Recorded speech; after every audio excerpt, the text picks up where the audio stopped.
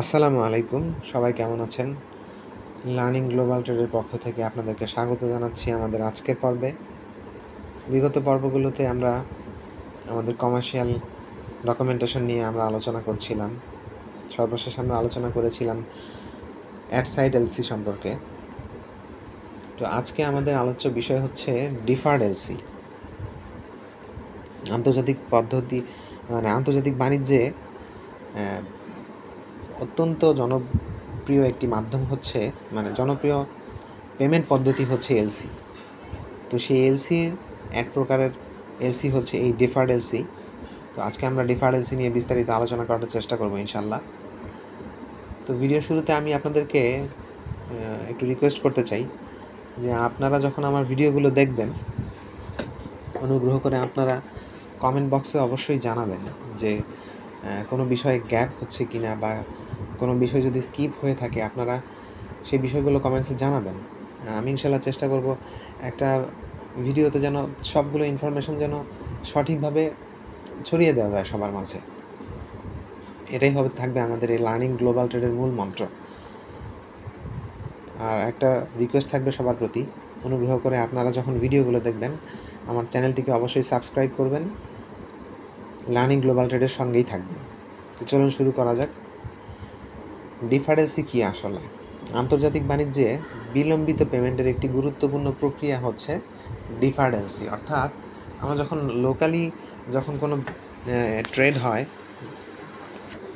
সাধারণত দেশের অভ্যন্তরীণ কোনো বাণিজ্যে অনেক সময় আমরা বাকিতে পণ্য ক্রয় করে থাকি ক্রেডিট পিরিয়ডের মাধ্যমে। অর্থাৎ সাপ্লায়ার এবং ক্রেতার মধ্যে একটা অ্যাগ্রিমেন্ট হয় বা চুক্তি হয় যে এরকম যে আমরা একটা নির্দিষ্ট সময় পরে পণ্যের মূল্য পরিশোধ করব, সেটা 30 দিন, 60 দিন বা 90 দিন। তো ঠিক তেমনিভাবে আন্তর্জাতিক বাণিজ্যেও যখন এলসির মাধ্যমে লেনদেন সম্পন্ন হয়, তো তখন এরকম ক্রেডিট পিরিয়ডের মাধ্যমেও পেমেন্টের সুযোগ রয়েছে, যেটা ডিফার্ড এলসি হিসেবে পরিচিত। ডিফার্ড এলসি আসলে কি যদি আমরা বলি, যে ডিফার্ড এলসি হলো এমন একটি লেটার অফ ক্রেডিট যেখানে রপ্তানিকারক তাৎক্ষণিকভাবে টাকা পান না, বরং নির্দিষ্ট সময় পরে, যেমন 30 থেকে 60 দিন বা 90 দিন বা 120 দিন বা অনেক সময় 180 দিন পর্যন্ত হয়ে থাকে। তো এই নির্দিষ্ট সময় পরে পেমেন্ট করা হয়। ব্যাংক নির্দিষ্ট সময় শেষে রপ্তানিকারককে টাকা দেওয়ার নিশ্চয়তা দেয়। ক্রেতা এই সময়ের মধ্যে পণ্য বিক্রি করে অর্থ সংগ্রহ করে। অর্থাৎ সাপ্লায়ার যখন পণ্য সরবরাহ করে দিল ক্রেতাকে, ইম্পোর্টার যখন পণ্য হাতে পেয়ে গেল, তো তখন এই ক্রেডিট পিরিয়ডের কারণে সে হাতে একটা নির্দিষ্ট সময় পাচ্ছে। পণ্য ইম্পোর্টেড গুডস হাতে পাওয়ার পর সে সেই পণ্য প্রসেসিং করে যদি অন্য কোনো পণ্য উৎপাদন করে তো সেটারও একটা সময় পাচ্ছে। মার্কেটে সেল করে সে তার নিজস্ব অর্থায়নের মাধ্যমে পরবর্তীতে সে এই পণ্যের মূল্য পরিশোধ করার একটা সুযোগ পাচ্ছে। এখানে এটা হচ্ছে ক্রেতার ক্ষেত্রে একটা সুবিধা থাকে এখানে। ডিফার্ড এলসির মূল বৈশিষ্ট্যগুলো কি আসলে? Payment time. ডিফার্ড এলসির মূল উদ্দেশ্যটাই হচ্ছে পেমেন্টের একটা সময়, নির্দিষ্ট সময়সীমা, নির্দিষ্ট সময় পরে পেমেন্ট দেওয়া হয়ে থাকে। এখানে উল্লেখ করা আছে যে যেমন 60 দিন বা 90 দিন বা 120 দিন, 180 দিন এরকম হয়ে থাকে আর কি। এর উদ্দেশ্য আসলে কি? ক্রেতাকে অর্থ জোগাড়ের সময় দেওয়া। মূল উদ্দেশ্য হচ্ছে ক্রেতাকে ওই তার ক্রয়কৃত পণ্যের মূল্য পরিশোধের জন্য অর্থের জোগানের একটি নির্দিষ্ট সময় দেওয়া। অর্থাৎ ক্রেতা যাতে তার সুবিধা মতো পেমেন্ট পরিশোধ করতে পারে। আচ্ছা, এখানে কিছু ঝুঁকি রয়েছে। বিক্রেতা বিলম্বে পেমেন্ট পান। বিক্রেতার ক্ষেত্রে একটু ঝুঁকি থেকে যায় এখানে। ঝুঁকি না আসলে ঠিক। অনেক সময় দেখা যায় তার পণ্য বাকিতে বিক্রয়ের কারণে পেমেন্ট পেতে বিলম্ব হয়। তো সেক্ষেত্রে হয়তো বা তার তাৎক্ষণিকভাবে ফাইন্যান্সিংয়ের অথবা সামান্য ক্রাইসিস তৈরি হতে পারে, এই আর কি। ব্যাংকের ভূমিকা। ব্যাংক নির্দিষ্ট সময় শেষে পেমেন্টের গ্যারান্টি দিয়ে থাকে। অর্থাৎ ব্যাংক এখানে নির্দিষ্ট সময় পরে পেমেন্টের গ্যারান্টি, নিশ্চয়তা দেয়। ডিসকাউন্ট সুবিধা। রপ্তানিকারক চাইলে এলসি ডিসকাউন্ট করতে পারেন। এখানে একটা বলে রাখা ভালো যে এই ডিসকাউন্টিং ফ্যাসিলিটি কিন্তু ডিফার্ড এলসিতে রয়েছে, অর্থাৎ রপ্তানিকারক যদি চায় সেই এলসি ডিসকাউন্ট করে পণ্যের মূল্য নিয়ে নিতে পারে। তো ডিসকাউন্টিংয়ের একটা প্রসেস রয়েছে। আমরা যদি একটু আলোচনা করি এলসি ডিসকাউন্টিং নিয়ে, চলুন আমরা একটু জেনে নিই আসলে এলসি ডিসকাউন্টিং কীভাবে হয়। এলসি ডিসকাউন্টিং হলো একটি ব্যাংকিং প্রক্রিয়া যেখানে রপ্তানিকারক তার প্রাপ্ত লেটার অফ ক্রেডিট এর বিপরীতে ব্যাংক থেকে অগ্রিম অর্থ গ্রহণ করে। অর্থাৎ এলসির কন্ডিশন অনুযায়ী তো নির্দিষ্ট সময় পরে পেমেন্ট পাওয়ার কথা ছিল, কিন্তু রপ্তানিকারক করলো কি যে আমার এখনই আসলে এই মুহূর্তেই টাকার প্রয়োজন, সো আমি এলসিটা ডিসকাউন্ট করতে চাই। সে ব্যাংকের সঙ্গে আলোচনার মাধ্যমে এলসিটা ডিসকাউন্ট করে ফেলতে পারবে। আচ্ছা, সাধারণভাবে এলসি অনুযায়ী পণ্য পাঠানোর পর রপ্তানিকারককে ক্রেতার ব্যাংক নির্দিষ্ট সময় পর টাকা পরিশোধ করে থাকে। কিন্তু রপ্তানিকারক যদি তাৎক্ষণিকভাবে অর্থের প্রয়োজন হয় রপ্তানিকারকের, তাহলে সে ব্যাংকের কাছে তার বিল বা ডকুমেন্ট ডিসকাউন্ট করতে পারে। আচ্ছা, ব্যাংক সেই বিলের একটি নির্দিষ্ট অংশ সুদ বা সার্ভিস চার্জ কেটে রপ্তানিকারককে অগ্রিম প্রদান করে থাকে।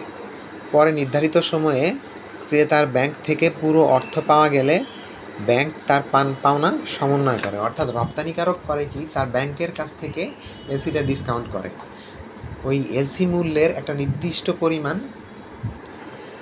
অর্থ ব্যাংক সার্ভিস চার্জ হিসেবে বা ইন্টারেস্ট কেটে রপ্তানিকারককে পেমেন্ট দিয়ে দেয়। পরবর্তীতে যখন আমদানিকারকের ব্যাংক থেকে রপ্তানিকারকের ব্যাংকে পেমেন্ট আসে, সেখান থেকে ব্যাংক সমন্বয় করে রাখে।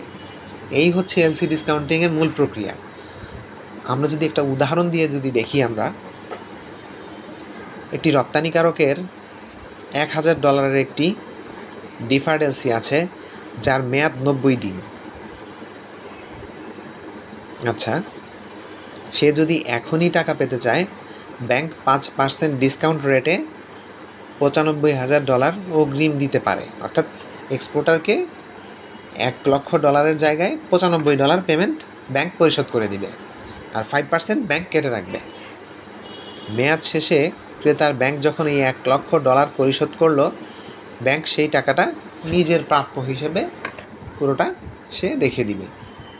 অর্থাৎ $1,00,000 থেকে 5% কেটে $5,000 ব্যাংক নিজের কাছে রাখবে, $95,000 এক্সপোর্টারকে পরিশোধ করে দিবে।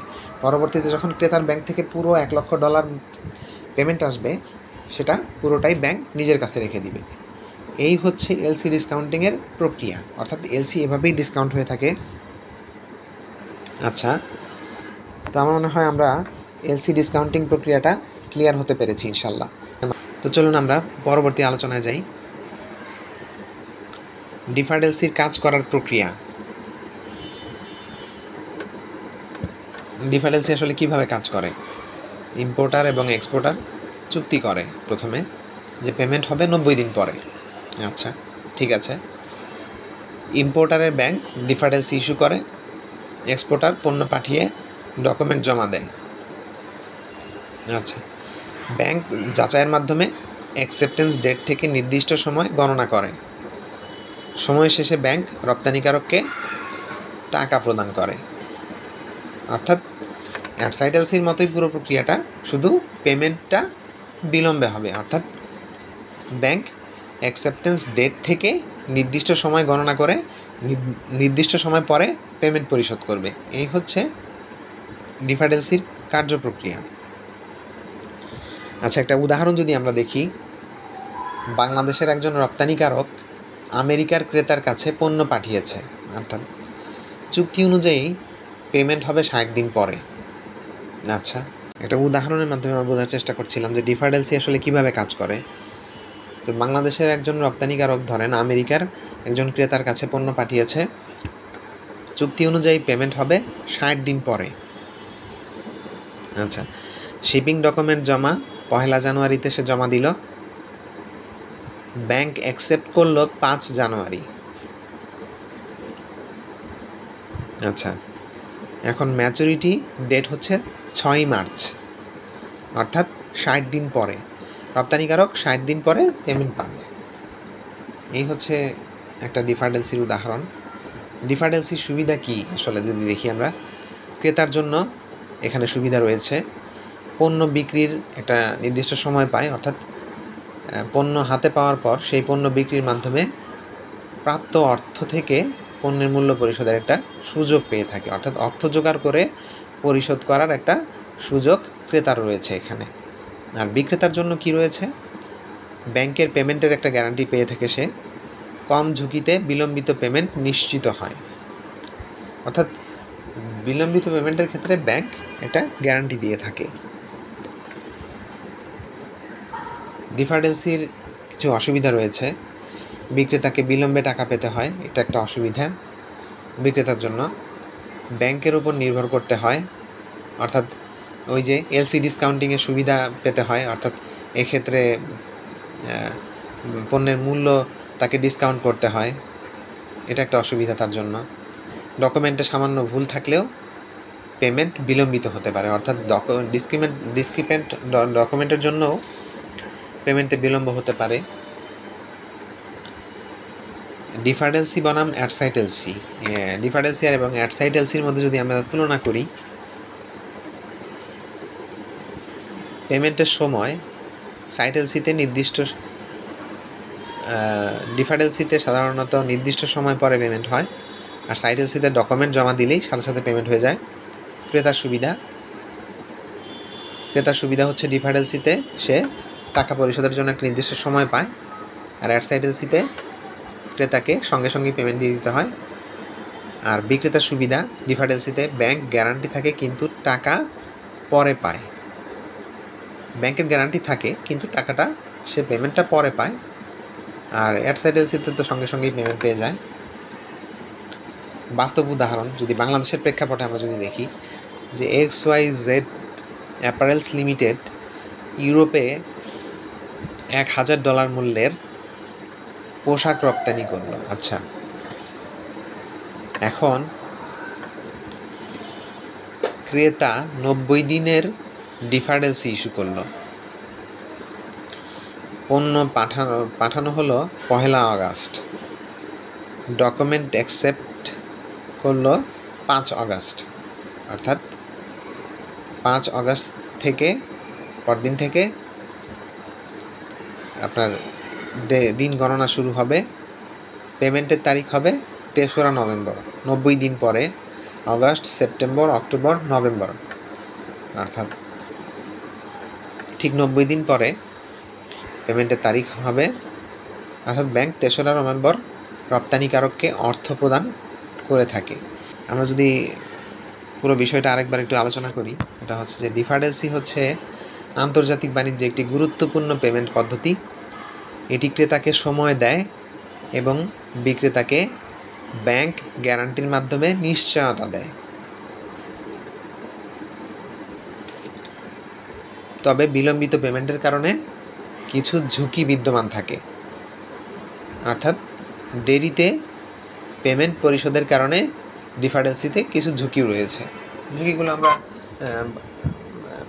আলোচনা করেছি, যে এলসি ডিসকাউন্ট করতে হয় দ্রুত পেমেন্ট পাওয়ার ক্ষেত্রে এক্সপোর্টারকে, তো সেক্ষেত্রে সে পণ্যের মূল্য কিছুটা ছাড় দিতে হয়।